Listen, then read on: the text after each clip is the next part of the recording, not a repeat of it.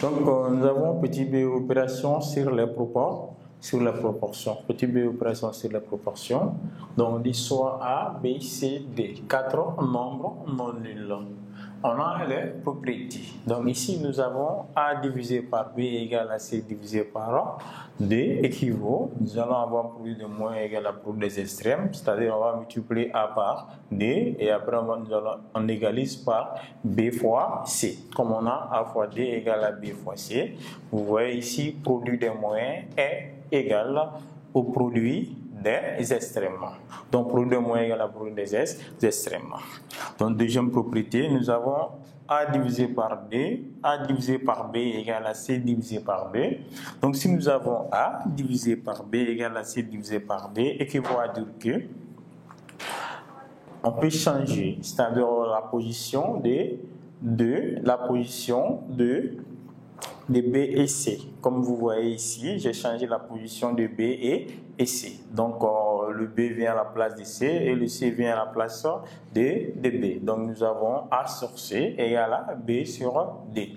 On appelle ça échange des moyens. Donc, nous avons échangé les moyens. C'est-à-dire, les moyens ici, c'est B et C. On peut changer leur position. Comme on a changé la position ici, voilà, A divisé par B égale à C divisé par D, équivaut à dire qu'on change la position de B et C. Le B vient à la place de C et le C à la place de D. Donc c'est des échanges des moyens. Et après, si nous avons A divisé par B égale à C divisé par D, on peut échanger les extrêmes. De changer la position de A et D. Donc, si on change la position de A et D, comme vous voyez là, le A est venu à la place de D, le D est parti à la place de A. On appelle ça échange des extrêmes. Les extrêmes ici, c'est A et D. On peut changer leur position. C'est-à-dire, on change la position des extrêmes ou on change la position des moyens. Donc, ici, une dernière propriété. Donc, nous avons A divisé par B égale à C divisé par D. Donc, A divisé par B égale à C divisé par D, on peut écrire autrement. On peut faire la somme de numérateurs, A plus C.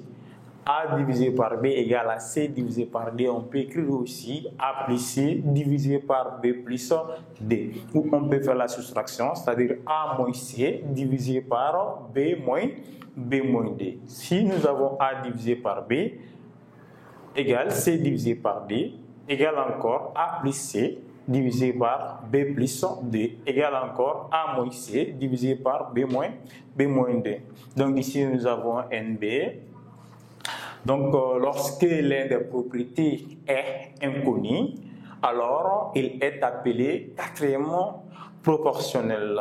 Donc, on dit que lorsqu'il est des nombres est inconnu, alors il est appelé quatrième proportionnel au x.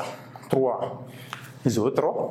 Donc, si l'on désigne par x, si on désigne par x, c'est inconnu, alors on a, comme vous le voyez ici, donc si on prend A divisé par B égale à C divisé par X. C'est-à-dire si on n'avait pas la valeur de D et on peut remplacer D par X pour chercher la valeur de D, c'est-à-dire nous allons chercher l'inconnu X, c'est-à-dire en appliquant produit des moyens égal à produit des extrêmes ou en partant avec cette propriété. Donc on a A divisé par B égale à C divisé par X, ou on peut changer la position de B. Si on n'avait pas B, on peut prendre A sur X est égal à C sur B, ou encore on peut prendre A divisé par B égale à X divisé par D si on n'avait pas la valeur de C, ou on a X divisé par B égale à C divisé par D si on n'avait pas la valeur de A.